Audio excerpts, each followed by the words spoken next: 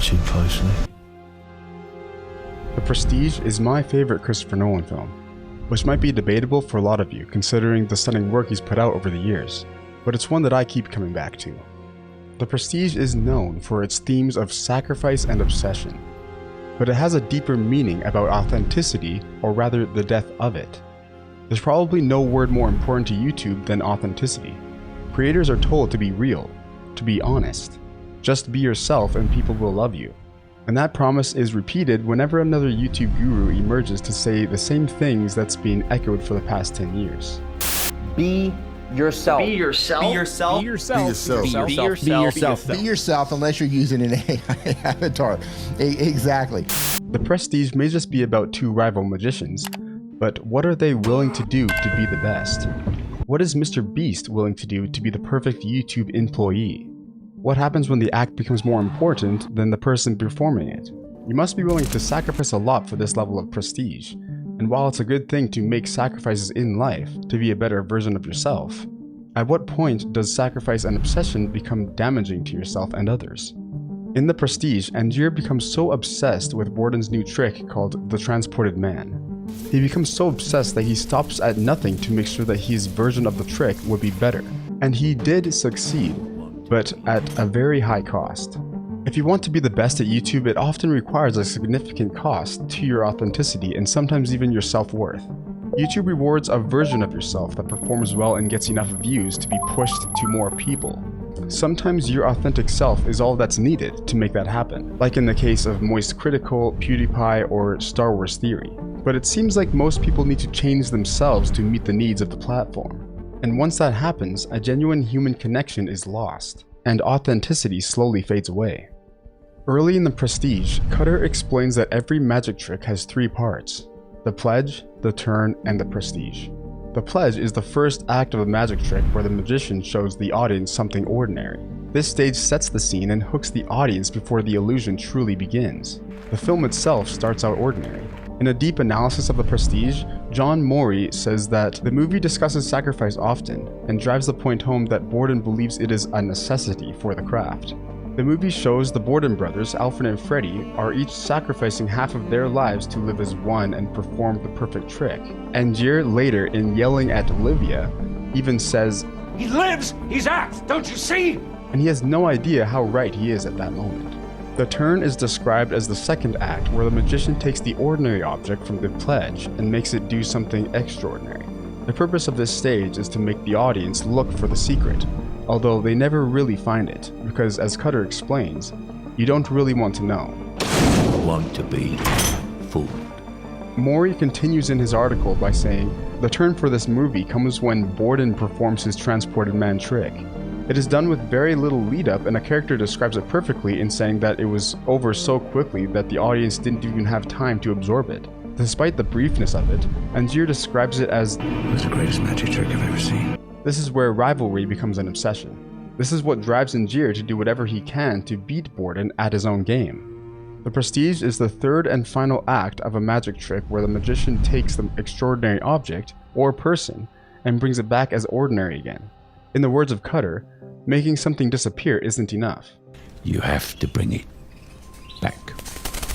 This is the crux of every magic trick, and what ultimately drives Angier mad with obsession. Angier takes a step too far when he has built a machine by Tesla that can create a copy of any object or living thing that goes into it. The most horrific revelation is that he's killing a copy of himself every night for the sake of a trick, for the audience who only cares about being entertained. By the end of the film, he literally becomes a new person who only cared about being the better magician no matter the cost. All these stages can be turned into what makes a great YouTube video. All great YouTube videos have a hook, have something extraordinary, and always bring it back to reality. Using these steps can be very beneficial, and I love making videos for YouTube. But don't let yourself get sucked into that black hole of creating just to please the algorithm. I've been there, and it is a dark place. One of the smartest things The Prestige does is split obsession into two different forms. Borden is the magician who disappears into the trick. His life becomes inseparable from the act, and the performance reaches into everything: love, marriage, family, even his sense of self. Angier is different. He doesn't just want a great trick, he wants total control over the effect. He wants precision, repeatability, and the audience's look of wonder. He wants the act polished enough that no one has to think about the cost behind it. Mr. Beast reminds me a lot of Angier. They're both madly obsessed and will stop at nothing to stay on top. In The Prestige, Angier isn't satisfied with a good performance. He wants a version of performance that's bigger, cleaner, more repeatable, and more undeniable than anything a normal person could sustain. Mr. Beast often talks about YouTube in almost exactly these terms. If you literally are grinding and you're obsessed and you just work like hell, to be honest, for 10 years, like, there's probably a good chance you'll make it. You know, as long as you're innovating, adapting, reinvesting, I think. One more year. Here we go. One more year. Here we go. The same article says that at that level of form, he simply understands what works and repeats it more and more successfully and expensively. Angier doesn't just want the trick to work, but to systematize it until it can be scaled. And that obsession doesn't seem to stop when the camera turns off. Donaldson has admitted many times that he has a very unhealthy work-life balance, which is kind of a weird thing to be proud of if you ask me. I'm all in. I'm crazy. Like, people shouldn't be me. I don't have a life. I don't have work-life balance. My personality, my soul, my being is making the best videos possible, entertaining my fans as best as I can. Like, that is what exists on this planet. And I don't recommend it. Donaldson's life has been completely reorganized around views, engagement, and personas. He represents a version of YouTube creation where performance becomes industrialized. The act is no longer just an expression of the self. It becomes a system, a process, a repeatable machine designed to produce awe at scale. And just like Angier, the deeper he goes into that hole, the less genuine he becomes. In The Prestige, the audience wants the impossible. They want the miracle. They want the feeling that something extraordinary has happened. But they never want to look too closely at the cost behind that feeling. Audiences say they want authenticity, but what they often reward is the feeling of authenticity. They don't necessarily want the full reality of a person. This is where Chi-Ping Chen's article becomes really important. In Forming Digital Self and Parasocial Relationships on YouTube, Chen creates a study that's built on a fairly large qualitative project. Chen and the research team analyzed 3,752 Taiwanese amateur YouTube videos, then conducted face-to-face semi-structured interviews with 45 participants, along with follow-up electronic exchanges and repeated interpretations of their videos over time. The point was to understand how amateur creators construct digital selves, what strategies they use to present these selves, and how parasocial relationships are formed with viewers. What Chen found is very revealing. The article says that YouTube is a consumer narrative, where multiple digital selves and parasocial relationships are made comprehensible. It also argues that the process unfolds in three main phases: digital self-construction, digital self-presentation strategies, and parasocial relationship developments. That means that creators on YouTube are not just being themselves. Chen's findings get even more specific than that. The researchers found several recurring self-presentation strategies that participants used on YouTube, such as basking, mystification, self-promotion, and gender switching. Chen also shows that creators often watched click ratings, comments, and viewer messages as proof that their digital self was working. One participant explained that the higher the click rating, the more famous they felt they were becoming. Another said that repeated viewer responses gave them confidence that their ability and personality were attracting attention. Some participants even described being recognized in public by viewers, or being contacted by international fans who felt deeply connected to them through the videos. The audience isn't just consuming the content. The audience is actually helping stabilize the persona of these creators. The creator doesn't need to be fully authentic for the relationship to work. They just need to be convincing. One of the clearest signs of where YouTube is heading is from Vanity Fair's article on influencer AI clones. It shows that there's more people than you think creating copies of themselves to increase scalability.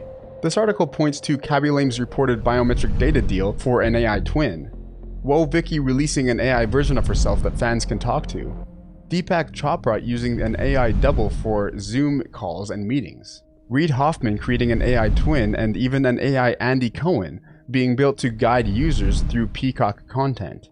This situation keeps circling the same question The Prestige asks in a different form. What happens when the performance becomes separable from the person? In Nolan's film, that question becomes literal through Tesla's machine.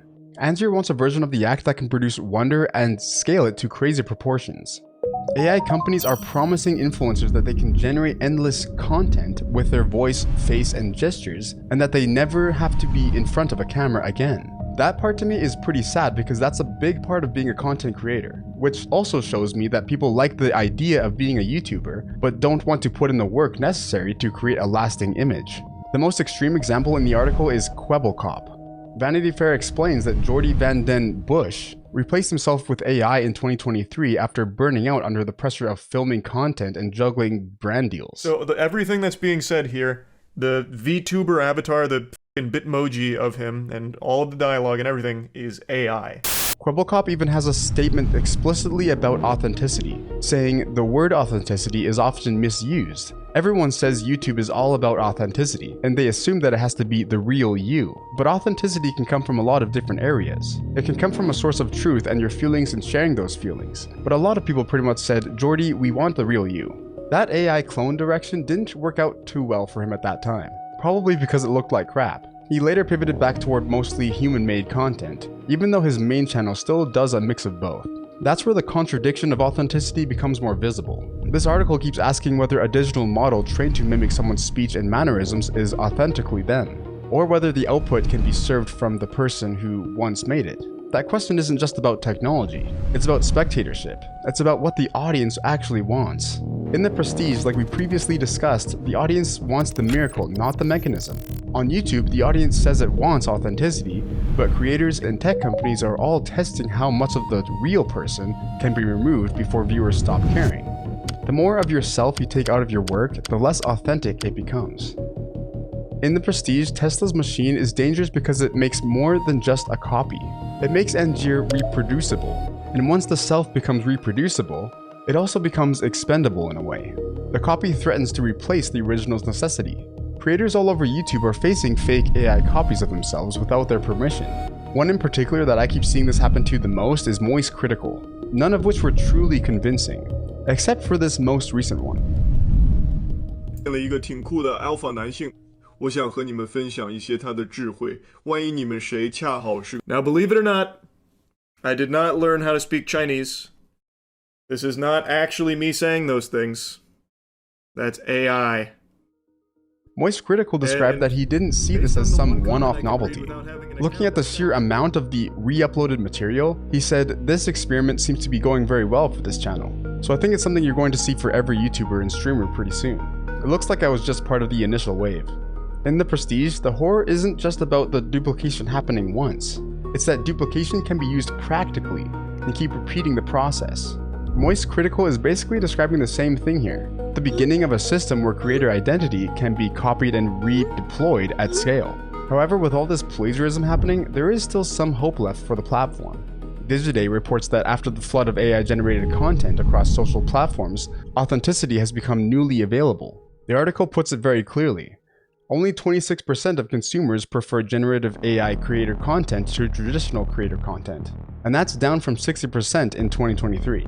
Even in a media environment saturated with synthetic content, most people still lean toward human creators. In other words, the copy may be technically possible, but that doesn't mean the audience is fully ready to give up the original. In The Prestige, the platform is the theater. The viewers are the live audience. The YouTube channel is the stage. The magic trick is the video, and Angier is Mr. Beast. First, the platform rewards a self that performs well. Then it rewards a self that repeats well. Then the repeatable self starts to look more useful than the original person, so the person starts to live his act like Borden did. But when the work becomes too much, the repeatable self starts looking to clone himself like Angier did. Pretty soon, all you can think about is YouTube views and engagement. You get swallowed up in something that takes your life away with each video you create.